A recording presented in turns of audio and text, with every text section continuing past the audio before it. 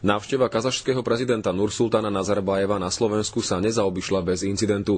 Nesúhlas s vládnou politikou Kazachstanu prišla vyjadriť priamo do Bratislavy aj kazašská opozičná novinárka Bali Marzecová. Tu pred prezidentským palácom zadržala polícia. Podľa Bali Marzec vládne v Kazachstane totalitný režim, kde napriek bohatým energetickým surovinám obyvatelia hľadujú a umierajú. Podľa jej slov chcel občanom Slovenska ukázať, že prezident Nazarbajev porušuje základné ľudské práva.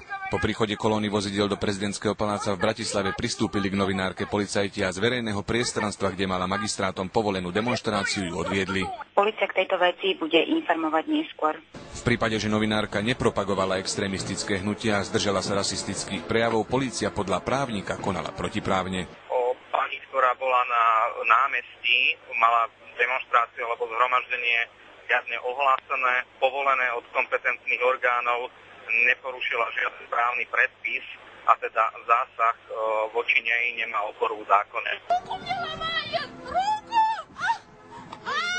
Novinárka sa zadržaniu bránila, tak polícia musela použiť niektoré z donúcovacích prostriedkov.